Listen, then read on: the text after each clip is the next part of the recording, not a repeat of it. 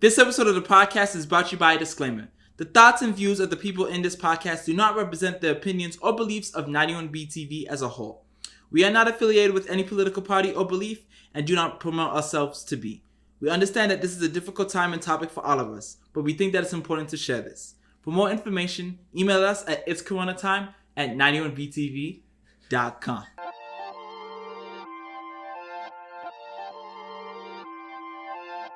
Welcome, people of the world and podcast fam. My name is Kevin Jackson, and welcome to the 12th episode of It's Corona Time.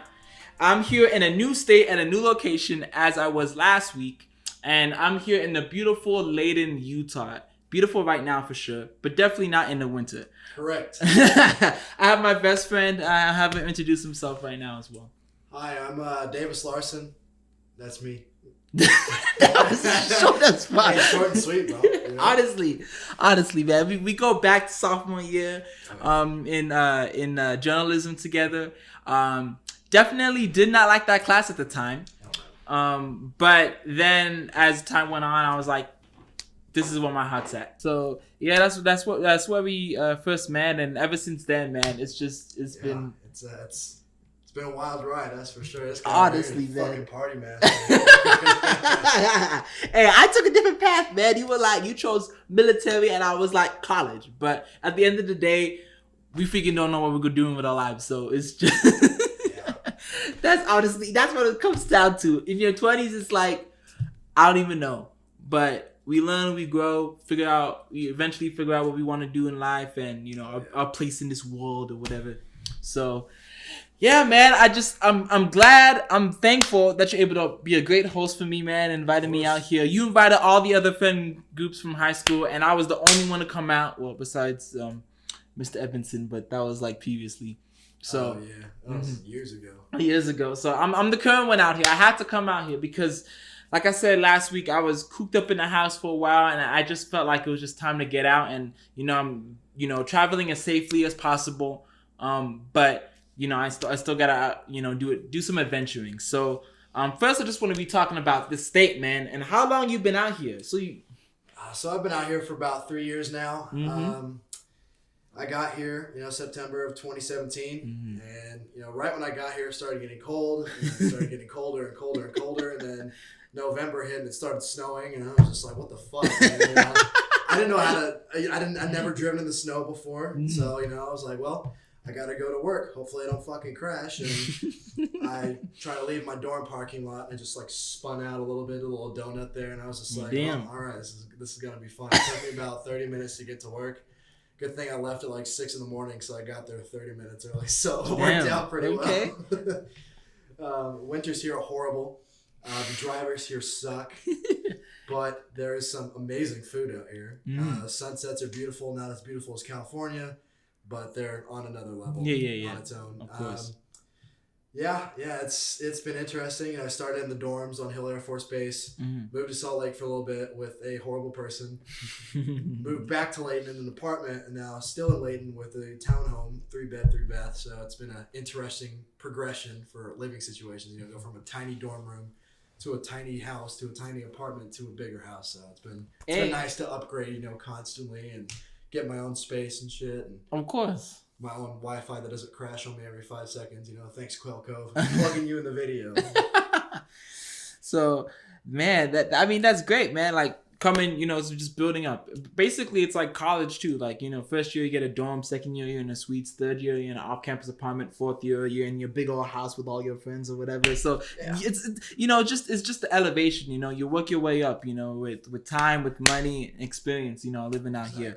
But for people that don't know, what do you do for work? So my official title is ground transportation, and what that means is we transport people, cargo, we load and unload cargo, recover vehicles, wash vehicles, and then handle the dispatching section. So basically I just handle the command cars, and I plug in runs, play on my phone, It's a long shift, 8-hour shift, pretty much nothing happening. So mainly it's just passing the time by talking shit, watching YouTube videos, occasionally doing work, when I have to. Hey, you got to pass the time somehow. I take some online college courses. I do mechanics, audio engineering a little bit too. Okay, sick. Because I'm kind of a producer. Oh yeah, he was telling me about some songs that he was he produced for some SoundCloud rappers, and I was listening to some of them. Yeah, it's interesting. It was a little bit of a side hustle. You know, I'm also an ordained minister. That side hustle was crazy, bro. He brought out. He was like, "Yeah, bro, I did a few weddings, bro," and like he showed me the certificate, and then he was just like, "Yeah, we all had a Facebook group," and I was like, "What the hell?" The genesis of it was hilarious. You know, it was right before I deployed. I was drunk with my dad. And I was like, dude, I'm gonna fucking take a class to get ordained. And then a year, like, you know, I got back like 7 months later. You know, when I saw the email, I was just like, oh shit, you know, I can get my license to marry. And I was just like, yeah, it's $35, so you know, I'll take the package. And then I started doing marriages. You know, and make some money on the side, which is, you know, it's always nice to have extra money because military pay is not the greatest. Mm-hmm. So make sure you do your research on the military before you join. Unlike me, you're not disappointed heavily. So I didn't actually mention this, but he's been in the Air Force for the past three and a half years now. Yeah. So that was just crazy when like he was coming out of high school and he was just like, "Hey man, I'm gonna join the military." And I was like, "Good for you, bro. Good for you, bro. Why don't you left yet? Why are you still here?" That story was kind of funny too because you know I'd applied to colleges. Mm-hmm. I didn't get into any of them. I got waitlisted for Cal Poly Pomona, and the one I really wanted to go to was the Musicians Institute, which I got accepted in, but it was like 2 days before I left for basic. So I was just like, you know, it was I think it was maybe September of 2016, and I was just like, well, clearly I have nothing going on for me. I guess I'll just join the fucking military. And so yeah, I went to a recruiter. They're like, you need to lose weight, so I lost like a shit ton of weight. Yeah, and just kept losing, and then I left for basic in May of 2017, and here we are about 3.5 years later. It's been interesting, that's for sure. Basic training, tech school, and then real life Air Force. You know, basic is nothing like the real Air Force. It's kind of just like the hype man before you get to the concert. When you get to the concert and you find out it's just like some dude you never heard of. He kind of sucks and he's charging you for like the most ridiculous shit. It's just like, well, this is clearly not what I paid for or what I signed up for. So that's the best way to describe it. At least in my experience, you know, a lot of people have different experiences going through. I just have had probably like the weirdest roller coaster ever, I would say. Like, you know, you ride like a high for a while and it just fucking drops you out of the sky. Yeah. That's the best way to describe the Air Force. I mean, the military in general, the Air Force is like the spoiled branch, but you know, it can still be pretty shitty sometimes. It all depends on leadership and all that good stuff. So it's crazy that I haven't really spoken to any one of my friends that, I mean, I have other people that have been in the military, but I haven't really talked to them about their experience in like basic and their experience, like, you know, because some of them are doing National Guard stuff, and then some of them are just like actively, you know, in active duty. But I haven't really talked to them to compare their experiences. Like, you know, we have Jakari, you know, Jakari was in. I didn't really hear about him, but I don't know if y'all experiences would be the same or different, but. I mean, probably because you guys are in the same branch, it would most likely be. Yeah, it also depends on your job, too. He's aircraft maintenance, or he's ComNav specifically, and I feel bad for him. My job is probably, like, one of the easiest in the military. Like, we literally just drive, you know, vehicles and shit. The only thing that makes it harder is, you know, if you don't get enough sleep or if you're not properly trained. You know, I learned the hard way about how not getting enough sleep can affect your driving. Crash the fucking bus. Oh, man. I can't tell the whole story. Yeah, of course. Technically, it's like, you know, hush-hush, but... That was crazy. When you told me, I was like, bro, I can't believe this. Yeah. But that's crazy. You got to have that experience there. You can say that you All I can legally say is that the president at one point knew my name. So that was kind of cool. Me and Trump are butt buddies, you know. Oh, man. But yeah, it all depends on your job, your leadership. That's a huge factor into like whether you're going to enjoy it or not. If you got a cake job like finance or personnel, you know, all you do is sit in an office. You play, you know, Nerf guns whenever you're closed for training. But if you have a real job like the rest of the Air Force, then you know you're constantly doing shit. You know, your time spent at work is mostly fulfilled by, you know, doing shit they tell you to, whatever you need to do for the day. Then you go home, you take off your uniform, and you feel like a normal person for about, you know, 5 to 10 hours, and then you go back to work and repeat it till the weekend. So. Oh man, you talk about it just like it's normal, bro. But it's probably because you've been in there for a minute, you know. Yeah, but like, I'm halfway through my contract, more than halfway almost. Like to me, it's like it sucks, you know. Kind of that, like it's like that, you know. Dude, you have no idea, man. Like in basic and tech, so the way basic is that's basically teaching you about like rank structure. You learn drills. You do marching. I have not marched a single fucking time since I have left basic or tech school. Never in my life have I even done that shit. But they basically like hype it up, saying like, "Oh, it's a great experience." I mean, they have to. They have to get you excited for it because they don't want you just leaving as soon as you get an opportunity to. It was the same in tech school, but it was more job related. So like, hey, your job is fucking cool. You're gonna enjoy it. And then you get to the real Air Force, and my experience was, holy shit, this is massively disappointing. Like they teach you the 3 core values. You got integrity first, service before self, and excellence in all we do. And those flew out the window so fucking fast. It was ridiculous. Like we did lose some people. Like they left to another base or they got out. And I feel like once those people did, it like became a less toxic environment. So it got better for a while. And then we got the new guys that are just, fucking idiots. But then again, I was a new guy at one point and I was a big fucking idiot when I first got there. I was lazy. I was kind of just like, I don't care. And then I deployed and that changed quite a bit actually. Like deployments they're major. They make you see like how important your job is. Even if you don't like it, you still should do it. You still have to do it because you signed a fucking contract saying, hey, for 4 or 6 years, I'm going to perform my duties, to the best of my ability. Yeah. Deployment was wild. It was a base in Qatar. And, it wasn't a combat zone, so that was cool. But I saw some nasty car accidents out in the city. Saw some people die. So it's pretty wild, Dude's head rolled like 30 fucking feet. It just like took off. I was just like, oh man. Well, I guess I'm drinking later. Damn. But yeah, I mean, the military is like high school and college combined. You got the cliques and shit, which is pretty much rank structure. You got the fucking weird kids that everybody tries to stay away from. You got the the popular guys, the cool fucking dudes.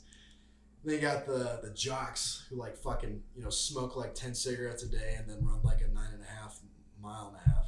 9.5 minute mile and a half. Yeah, I've seen it before. It's insane. I honestly don't know how they do it. Like as soon as they're done, they fucking light up a cigarette, drink a beer, and I'm just like, who are you, bro? Are you Captain America? Like, it's insane.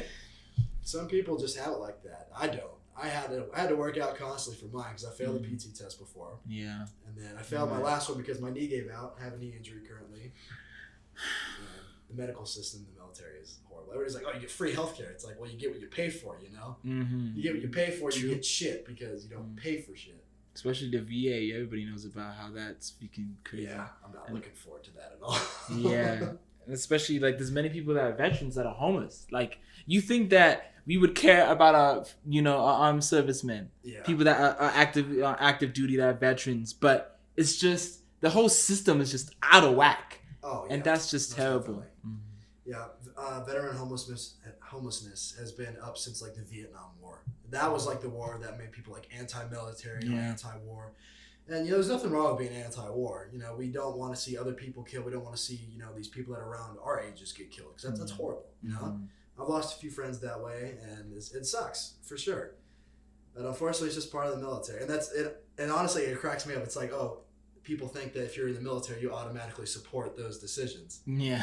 I don't want to go to war. But you have to. Yeah. You're legally obligated. And that kind of sucks. You're told to do something, and it's either yes, sir, or you say no, sir. No. It's been a long day, okay? It's been a long day. You say no, sir, you get fucking yelled at, or depending on how angry they are, they'll fucking haze you for a little bit or some shit, depending. But it's just following orders, especially at the rank, that I was at before. I was a little airman first class, E3. You're not shit. You have no opinion. You just do what you're told until you rank up as senior airman, which is where I'm at right now. And I have the perfect balance of no responsibility and enough responsibility where they trust me to do shit. And that's how I got put up for 2 awards. So crazy. It was a good time. Yeah. But you meet some great people in the military, that's for sure. I met some really good fucking friends. They always text me like, what's going on? Because military mental health is insane.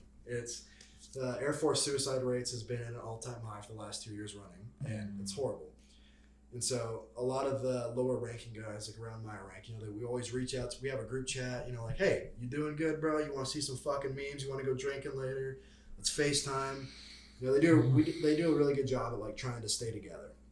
it's just the Air Force leaders that are kind of just like, oh, suicide rates, dude? How about some new t-shirts? That's really cool. Or a gender-neutral theme song.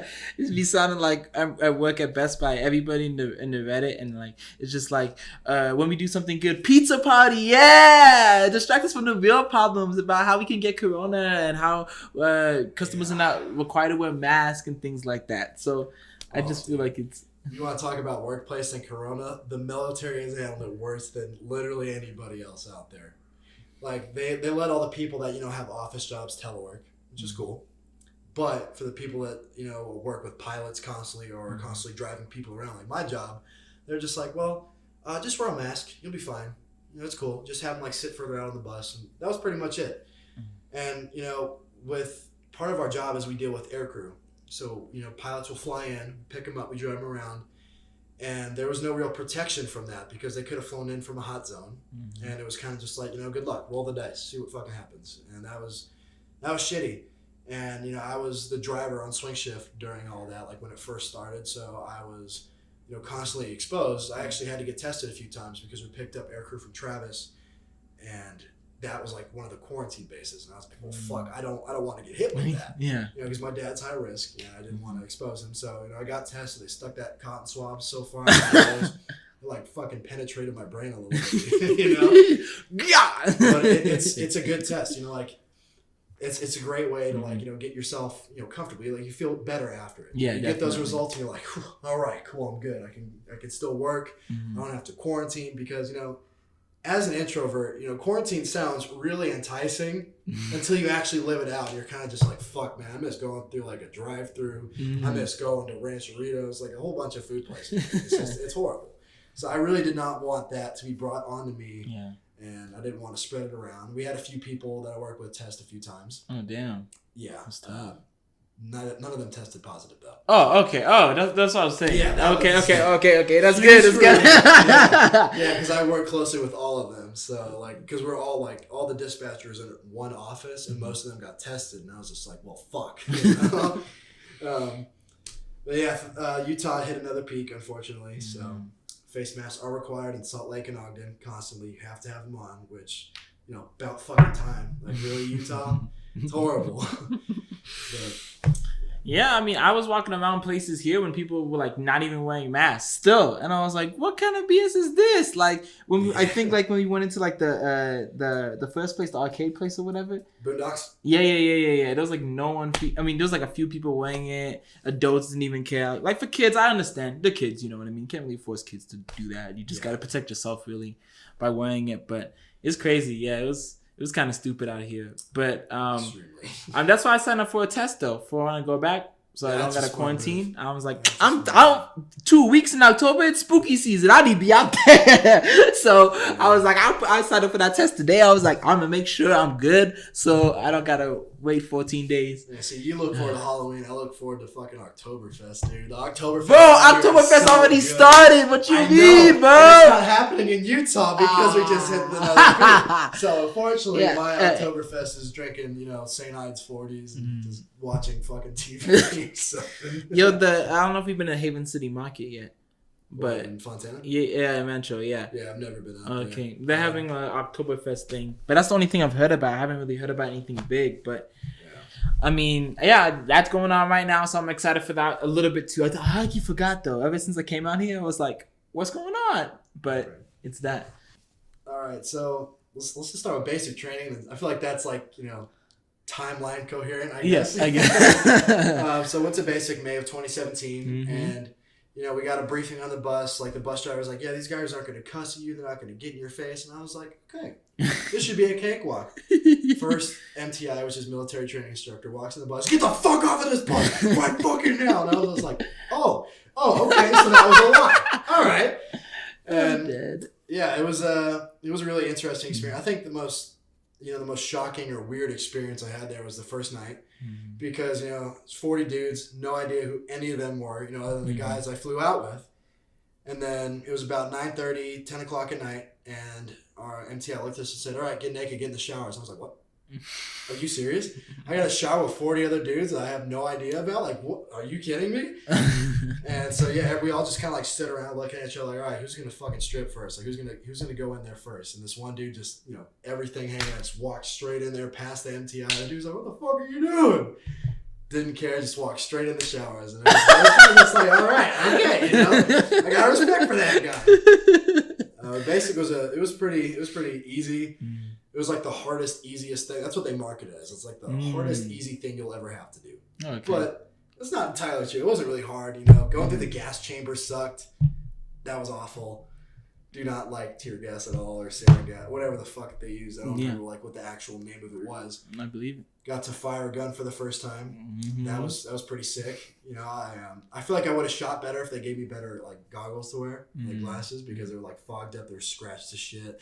So I was kind of just like, well, the target's right there, so I'm just going to shoot in that general direction. And they're like, you got 7 out of 24. And I was like, oh, God. Oops. And then we graduated, He actually came out for that.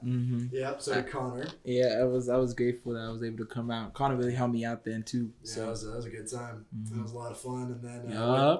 Show me everything. First time in Texas. Yeah, it was my San first Antonio. time for there more than like a day or two. Like, we like stopped out there for like road trips and shit. But, it wasn't like long term or any of that good stuff. And then after basic, I got sent to Fort Leonard Wood, Missouri for my technical school, which is basically just learning about the job. And that was kind of like a little bit more freedom. Like after a certain amount of time, we got to wear our civilian clothes. And like, I'm telling you, man, wearing basketball shorts for the first time after wearing uniforms everywhere.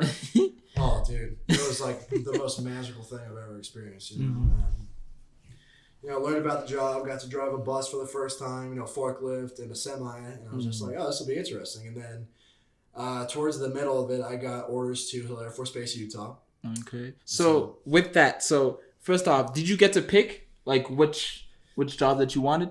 Or did they kind of like... not get to pick. Okay. Well, I kind of did, but kind of no. So the way it happened was I signed up for a 6-year contract. And they were like, do you have a job in mind? I was like, well, I'd like to do this, but I'd also like to do this as well. And they were both in the mechanical field, so they put me in open mechanical. And basically what that means is whatever job is low man, that's what they throw you in, no matter what your pick was. Because in basic training, they made you like make a dream sheet of like what jobs you want, what bases you want to go to. And I was just like, what in the hell is vehicle operations? Because that's what it was called at the time. And I was just like, interesting. And then they sent me to the middle of nowhere in Missouri. And then I got the orders to here in Utah. And then for that, it was not on my list at all. I did not want to come here at all. That's tough. I was just like the dry state. So when I turn 21, it's going to suck. But came out after tech school. My dad flew up, saw me graduate tech school, saw me put on A1C for the first time. Then we flew home to California. I took leave and I took recruiter's assistance. So I got to hang out here, see everybody. Worked for my recruiter for a little bit, which was kind of just hanging out with him and running errands whenever he needed me to do that. Sick. And then, started the drive to Utah. Officially, we finished the drive on September 21st. We were in West Valley. Saw a movie, woke up the next morning, got in my uniform, went on base. And I was just like, man, it's going to be like San Antonio where it's like hardcore, there's just like intimidating. But no, it was just like the most lax thing ever. My first experience with security forces gate guards was handing them my ID and said, hey, hope you have a great day. And he's like, don't tell me what to do. And I was just like, all right, bro. Okay. Damn. Okay. And, met my supervisor, who is still he's not in the military, but he still works on base at the same shop. And he was kind of an asshole back then. He was night shift, so he had to come in at like 8 a.m. to like show me around the base and shit. He was just so mad the entire time. So he could have been sleeping right now, doing other things. They really be dicks to new guys. Yeah. But it makes sense like, though. It's like intimidation. Yeah, basically. Yeah. And it's like, you gotta learn how the shop works because you can still apply everything that they taught you in basic, which is good. But you gotta integrate that with what, or how the people around you are working. Like here, the biggest thing that I've learned at Hill Air Force Base is to solve shit at the lowest level. If you have a problem with somebody, don't go over the head, talk to them directly. You have to be confrontational in the military because if you're not, and you just complain about it behind their back or go over above their heads, it's gonna bite you in the ass pretty hard. So that's the big thing. And then as far as being stationed out here goes, I have a very love-hate relationship with this state, man. I'll tell you what. The Mormons are something else. You know, I'm not hating on them, but I'm not loving on them either. They're kind of just here, and I'm like, okay, you know what? All right, cool. I mean, technically, you invaded this, but no, I'm kidding. Yeah, I mean, technically, I did. It's I feel like a little bit of an outsider here. It was a major culture shock. I'll tell you what, man, because you know, California is more open. You know, they're very progressive, and that's cool. I like that about them. You know, they're very accepting of new people. Yeah. Utah, they are very Mormon. It's, I would say, about 70% conservative, 30% liberal. That's like the best way to describe this place. But you know, the scenery is beautiful. There's a lot of really cool places to go. Antelope Island, love it. Yeah, that was beautiful when y'all took me there. That was great. You You seen the whole Great Salt Lake. Yeah, and then it's very smelly though. You know, you can smell that salt like rising off the water. Like if you go in the water, you can like pick up like salt blocks from the lake. Yeah, there's that much salt. As it gets so concentrated, you can just like, just go home, just take free salt. Yeah, that's what I'm gonna use. yeah, you can't drink the water though because it will kill you, like 100%. Of course, yeah. But you know, kids do it anyways. That's stupid. No, man, Utah's cool. The snow last winter was the worst snowstorm we've ever had. It was so bad. Like the worst one was like the day before Thanksgiving. We went to my promotion ceremony, and they had to shut down the base because of how bad the snow was. It was just like that. Like, it was like a blizzard, snow on the ground everywhere. And my little two-wheel drive truck was just not doing well, man. Nope. Not at all. And then, you know, went to my buddy's house for Thanksgiving the next day, and then drove one of the guys that lived on base back home before I went to my apartment, and there was 6 inches of snow on the ground in the parking lot. Like, my truck would not have made it through because it was like turning to ice like super quick. And I was like, I don't feel like running into somebody else's vehicle today, you know, so I'm just gonna like drive home, you know. I'm just gonna drop them off on the side, say have fun walking through there, go on my merry way, you know. But then I got a 4-wheel drive truck, which is now taking the piss out on me, which is just fantastic. I'm not a fan of Ram anymore, so thank you, Larry H. Miller, or not Larry H. Miller, Leighton Hills, Chrysler, Jeep, Dodge, and Ram for selling me a fucking Lambo.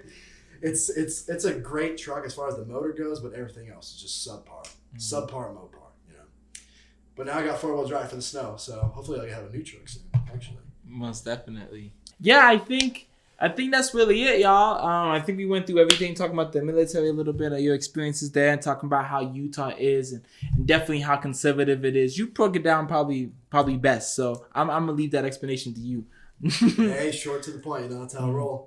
Most definitely, man. Thank you for being on the podcast today. Thanks for having me. Most definitely. If you want to see any other episodes or listen to them, there should be one like almost every other week here. You can follow us on Spotify, Apple Music, Anchor, or on YouTube as well. All right, y'all take care. Watch my YouTube channel.